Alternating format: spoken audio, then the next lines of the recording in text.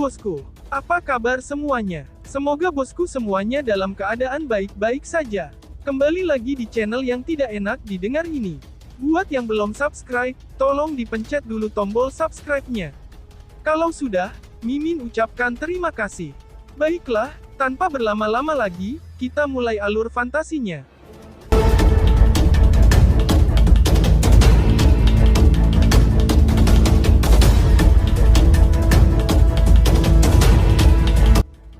Kota yang dikenal sebagai istana kuno itu sangat besar dan megah. Bahkan, saat Lindong berjalan ke sana, perasaan keagungan dari kota semakin intensif. Kerumunan orang melakukan perjalanan di sepanjang jalan yang luas, sementara dengungan dari kerumunan berkumpul bersama sebelum mereka melesat ke langit dan meluas melintasi kota. Setelah berjalan ke kota, Lindong dan Little Flame melakukan pemberhentian. Setelah itu, mereka langsung menuju pusat kota.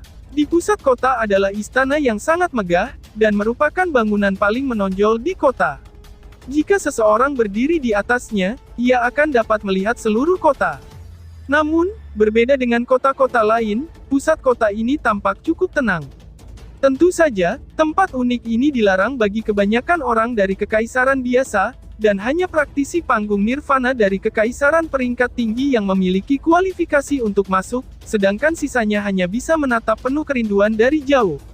Mungkin karena itu agak terkait dengan kunci kuno misterius, di tengah-tengah istana besar, Lindong samar-samar bisa merasakan 3 getaran samar. Terbukti, mereka adalah 3 faksi lain yang telah memperoleh kunci kuno misterius, Kerajaan Death Valley, Kerajaan Prasejarah, dan Kerajaan Tebing Iblis. Tentu saja, hubungan ini berjalan 2 arah. Mengingat kemampuan para pemimpin ketiga kerajaan ini, ketika dia merasakannya, mereka seharusnya juga mendeteksi kunci kuno misterius yang dimilikinya juga. Di dalam istana ini ada aula emas besar. Interior aula besar itu sangat luas dan tampak seperti stadion. Saat ini, ada beberapa kehadiran di aula besar, dan aura mereka semua luar biasa, jelas, mereka bukan individu biasa. Orang-orang yang bisa duduk di aula besar ini adalah para praktisi terkenal, atau mereka yang berasal dari kerajaan terkemuka di wilayah barat daya dari medan perang kuno. Karena itu, bisa mendapatkan tempat di aula besar ini adalah dengan kekuatan. Di sisi aula besar, 3 sosok duduk. Samar-samar, gelombang kejut yang sangat biadab berdesir dari tubuh mereka. Yang duduk di sebelah kiri adalah seorang pria kekar besar yang memiliki tato di seluruh bagian atas tubuhnya, dan samar-samar, aura liar muncul darinya. Saat dia duduk dengan tenang di kursinya, dia tampak persis seperti binatang buas dan tidak ada yang berani meremehkannya. Di sebelah kanan adalah seorang wanita mengenakan gaun ungu gelap. Penampilannya yang bersih, rambut hitam legam dan sosok langsing membuatnya terlihat cantik di aula besar ini. Di antara mereka adalah seorang pria yang cukup tampan mengenakan pakaian hitam. Dia memberikan senyuman yang cukup menyenangkan di wajahnya, namun, kilatan dingin yang sesekali melintas di matanya membuat orang mengerti bahwa pria ini bukan orang suci. Di belakang pria berbaju hitam itu sosok yang cukup akrab. Berbulu putih, dia memang Sisuan, yang sebelumnya bertarung dengan Lindong. Jelas bahwa orang itu adalah pemimpin sejati Kekaisaran Tebing Iblis, Sikun. Sepertinya pemilik keempat dari kunci kuno misterius akhirnya muncul, ucap Sikun. Di aula besar, Sikun tiba-tiba mengangkat kepalanya ketika senyum yang menyenangkan di wajahnya semakin melebar, sementara suaranya terdengar di aula besar. Aula besar tiba-tiba menjadi jauh lebih tenang. Namun, banyak orang memiliki pandangan geli di mata mereka. Orang-orang yang bisa duduk di sini tidak ada pushover, dan mereka secara alami tidak takut dengan Kekaisaran Tebing Iblis, tidak seperti kekaisaran lain. Hanya ada 4 kunci kuno misterius dan tidak ada yang tahu jika kunci-kunci ini memiliki properti lain selain membuka misteri harta karun kuno. Meskipun demikian, jika seseorang memiliki kunci kuno misterius, bobot dari kata-kata mereka akan tumbuh secara alami. Karena itu, semua orang yang hadir di sini menginginkan kunci kuno misterius. Tentu saja, keempat kunci kuno misterius saat ini memiliki pemilik, dan itu tidak akan mudah untuk merebut kunci dari 3 kerajaan peringkat tinggi. Biayanya terlalu besar, karenanya, sebagian besar kerajaan tidak akan bersekongkol melawan mereka. Oleh karena itu, pemilik kunci kuno misterius terakhir, Lindong, secara alami menjadi target utama mereka. Namun, semua orang di sini tahu bahwa Lindong telah berhasil melarikan diri tanpa cedera dari Si Xuan. Namun, fakta ini tidak menghalangi mereka sama sekali. Lagi pula, mereka bukan kerajaan seperti biasanya. Oh, hahaha, aku ingin tahu apakah Lindong benar-benar memiliki 3 kepala dan 6 anggota badan, karena benar-benar mampu mengambil kunci kuno misterius dari kerajaan iblis tebingmu. Ucap seseorang. Pria bertubuh gempal yang duduk di samping Si Kun menatap keluar dari aula yang besar, sementara tawanya menggelegar seperti guntur. Kamu layak mendapatkannya. Ketika Kekaisaran Iblis Tebing kamu mengetahui tentang kunci kuno misterius, kamu tidak mengaktifkan pesta besar karena khawatir kami akan ikut campur, dan malah mengirim sekelompok ikan kecil. Pada akhirnya, kamu membiarkan Lindong mengambil keuntungan dari situasi ini. Wanita berpakaian ungu gelap dengan santai berkata, Kekaisaran Prasejarah dan Death Valley Empire tidak kalah dengan Kekaisaran Tebing Iblis. Karena itu, mereka berani berbicara tanpa menahan diri. Anak itu hanya beruntung terakhir kali. Jika dia tidak mengandalkan kunci kuno misterius untuk melarikan diri, aku akan langsung menangkapnya. Ucap Si Xuan. Di samping Si Kun, Si Xuan berkata dengan ekspresi dingin di wajahnya. Awalnya, aku khawatir dia tidak akan punya nyali untuk muncul. Namun, aku tidak pernah menyangka dia akan seberani itu. Sejak dia muncul, sudah waktunya baginya untuk mengembalikan kunci kepada pemiliknya yang sah. Ucap Si Xuan. Menjelang akhir, niat membunuh yang tebal tiba-tiba muncul di mata Si Xuan. Jelas, berita tentang bagaimana Lindong berhasil melarikan diri darinya telah menyebar ke seluruh kota, dan itu telah merusak reputasinya. Oleh karena itu, dia sudah diam-diam memutuskan untuk membuat Lindong mengalami nasib yang lebih buruk daripada mati setelah dia ditangkap. Hehehe, Kekaisaran Tebing Iblismu sudah memiliki kunci kuno misterius. Tinggalkan yang ini untuk kita semua. Saat kata-kata Si Xuan memudar, suara pelan terdengar di aula besar. Si Xuan mengerutkan alisnya dan baru saja akan menjawab, Si Kun melambaikan tangannya sebelum dia tersenyum dan berkata, siapapun yang bisa menyingkirkan anak itu akan menjadi pemilik baru dari kunci kuno misterius. Hahaha, saudara Si Kun benar-benar murah hati. Jangan khawatir, kepala orang itu secara alami akan menjadi milik kerajaan Tebing Iblis. Pada saat itu, orang lain akan tahu konsekuensi menyinggung Kekaisaran Tebing Iblismu, ucap seseorang. Beberapa dari mereka tertawa terbahak-bahak. Dari ekspresi mereka, sepertinya mereka percaya dapat menangkap Lindong dengan mudah, dan mendapatkan kunci kuno misterius akan menjadi prestasi yang sederhana. Wak, sepertinya beberapa dari kalian menginginkan kepalaku, ucap Lindong. Namun, tepat ketika mereka tertawa, tawa lembut tiba-tiba bergema dari luar aula besar dan perlahan bergema di aula besar. Suasana di aula besar langsung membeku, sebelum beberapa tatapan aneh berbalik ke arah pintu masuk. Senyum di wajah Si Kun tidak berubah, dan sepertinya dia tidak berniat mengangkat kepalanya untuk melihatnya. Saat dia terus bermain dengan bola baja di telapak tangannya, senyum jahat samar menggantung di bibirnya. Lindong, teriak Si Xuan. Di belakang Si Kun, ekspresi Si Xuan langsung menjadi gelap saat dia menggertakkan giginya karena marah. Pria dan wanita yang duduk di kursi juga mengangkat kepala mereka, tatapan mereka agak mengejek ketika mereka menatap pintu masuk ke aula besar. Tidakkah orang itu tahu bahwa hampir semua orang di sini menunggu kedatangannya?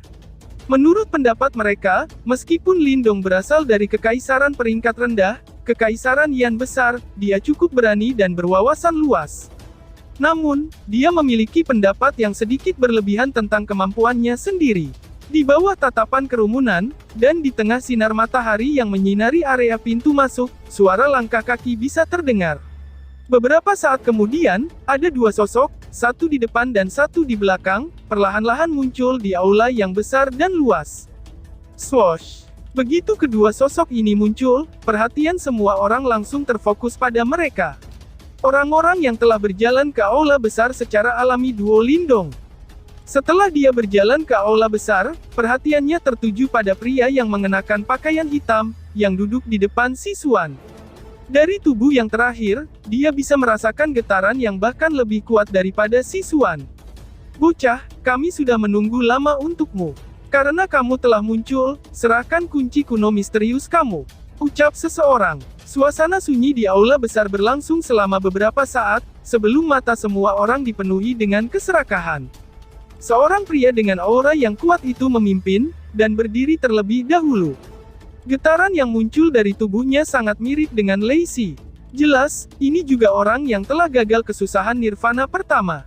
Pria ini melakukan banyak hal dengan tegas. Selain itu, dia sangat menyadari bahwa ada orang lain yang mengincar kunci kuno misterius Lindong. Karena itu, dalam pendapatnya, kecepatan adalah esensi. Oleh karena itu, tepat setelah dia berbicara, tubuhnya sudah melompat keluar di saat dia menekan. Aliran kuat dari Yuan Power berubah menjadi tinju saat mereka menghujani Lindong. Dalam menghadapi serangan mendadak seperti itu, ekspresi Lindong tidak berubah sama sekali. Saat dia melambaikan tangannya, energi hitam keabu-abuan aneh melilit tangannya, sebelum dia dengan lembut melambaikannya. Ledakan. 2R. Suara yang dalam bergema di dalam aula besar. Setelah itu, kerumunan orang pada bingung ketika mereka menyaksikan bahwa praktisi elit, yang telah menyerang lebih dulu, dengan mudah dihentikan. Tubuhnya merobek parit yang panjangnya lebih dari selusin meter di tanah, sebelum akhirnya bisa menstabilkan dirinya. Terkesiap, seruan terkejut diam-diam melewati aula besar ketika ekspresi beberapa orang dengan lembut berubah.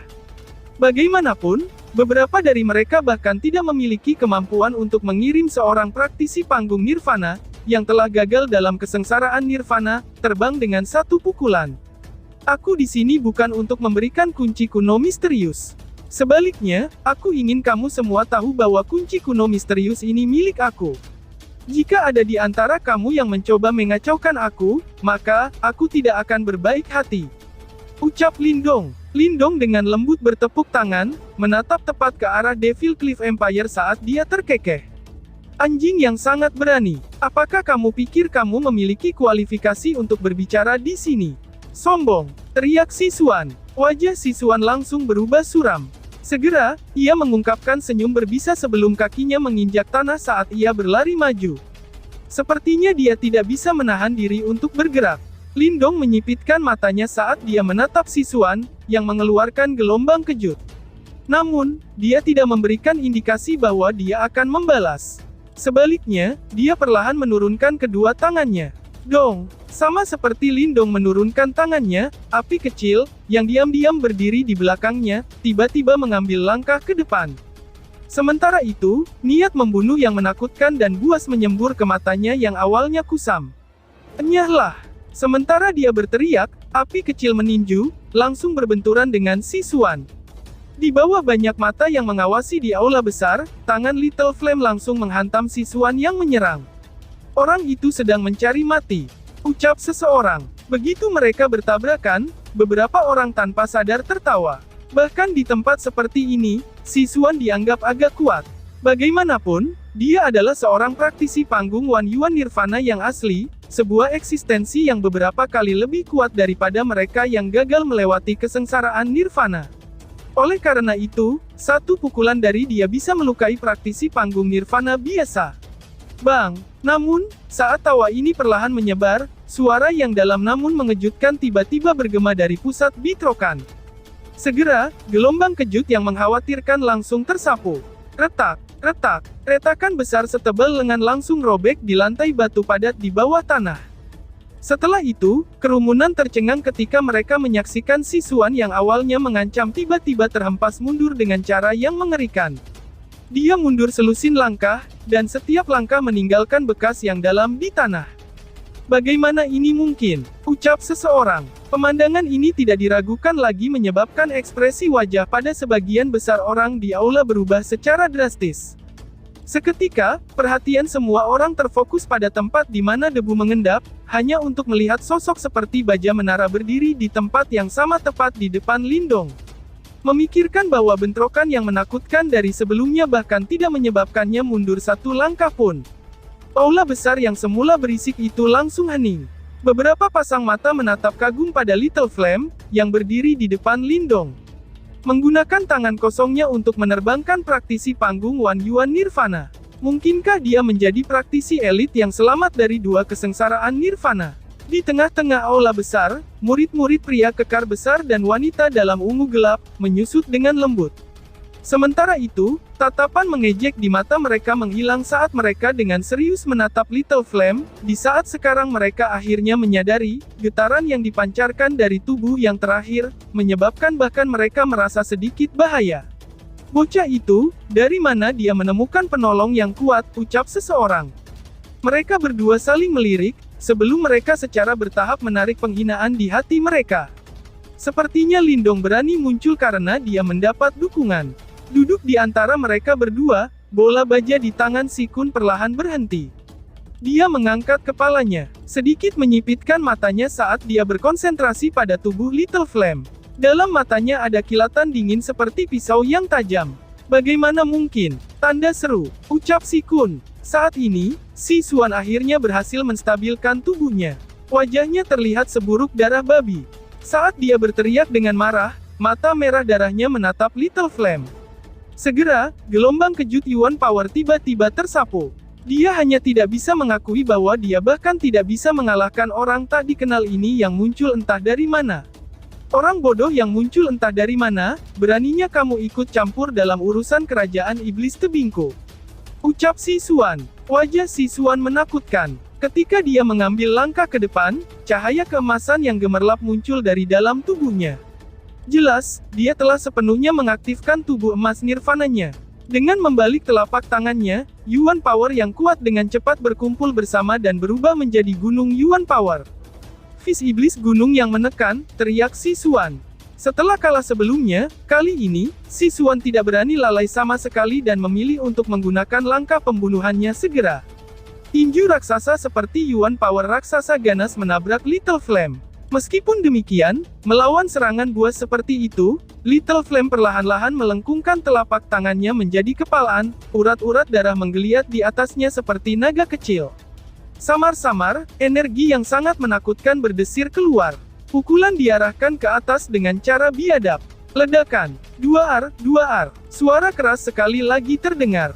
Demon Cell Mountain Suppressing Fist, yang pernah membuat Lindong kesal, langsung hancur berantakan oleh tinju Little Flame. Berdengung. Setelah gunung Yuan Power-nya meledak, Si Xuan, yang terhubung dengannya, segera memuntahkan seteguk darah segar. Matanya dipenuhi dengan keterkejutan dan ketidakpercayaan.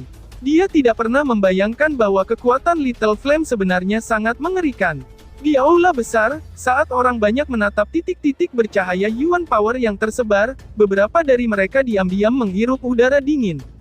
Jika mereka mencoba merasionalisasi kemunduran sebelumnya, dengan mengklaim bahwa Si Xuan tidak siap, kali ini, mereka tidak punya alasan lagi.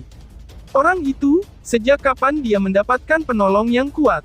Aku bertanya-tanya bagaimana ia berhasil menemukan seorang praktisi yang sangat kuat. Bahkan, sepertinya penolong ini tidak akan kalah dengan Si Kun dan yang lainnya. Ucap seseorang. Sementara beberapa dari mereka diam-diam berbisik, menilai dari orang-orang yang berbalik untuk melihat Lindong, keserakahan di mata mereka jelas meredup.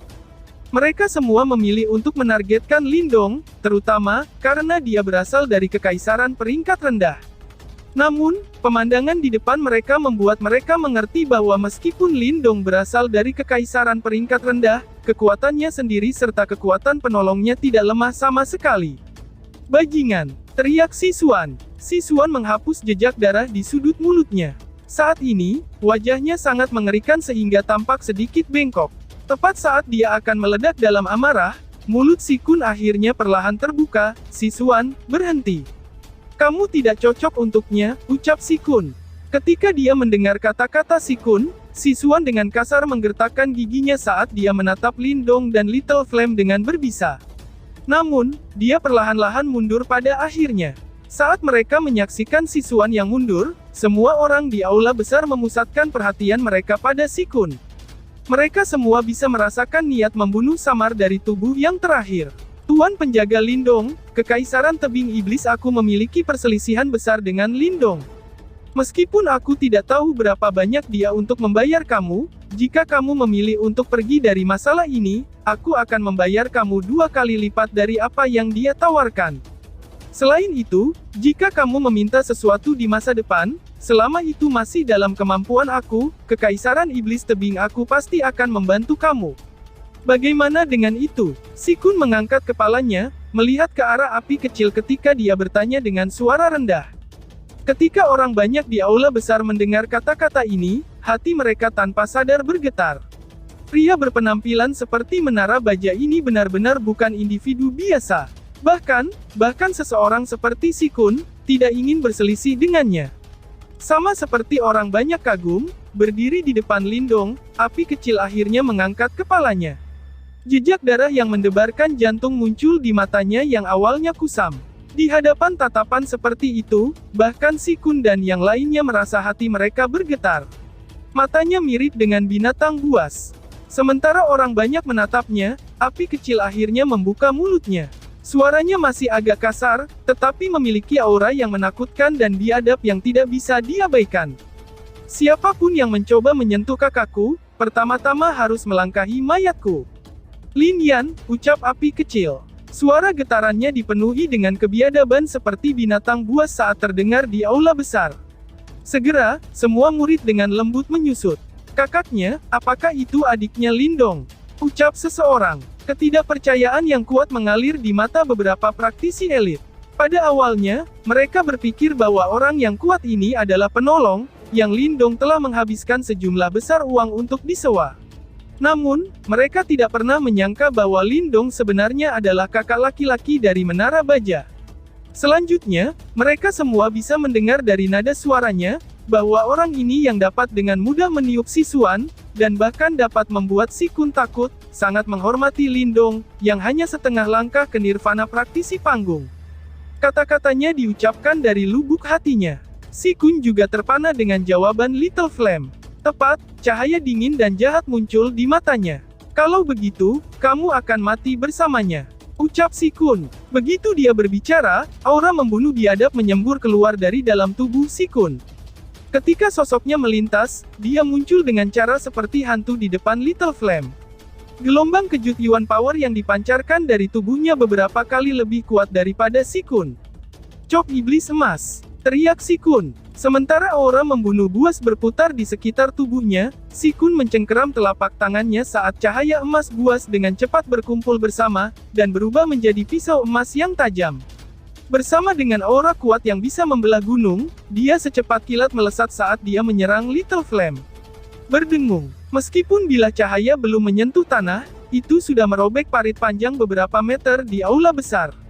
Begitu Si Kun bergerak, dia segera membuktikan bahwa dia beberapa kali lebih kuat daripada siswan. Kekuatannya dekat dengan praktisi tahap 2 Yuan Nirvana. Little Flame mengangkat kepalanya, sinar merah darah muncul di matanya. Dia tidak punya niat untuk mundur sama sekali. Saat dia meraih dengan tangannya yang besar, sebuah tongkat hitam besar segera muncul di dalam.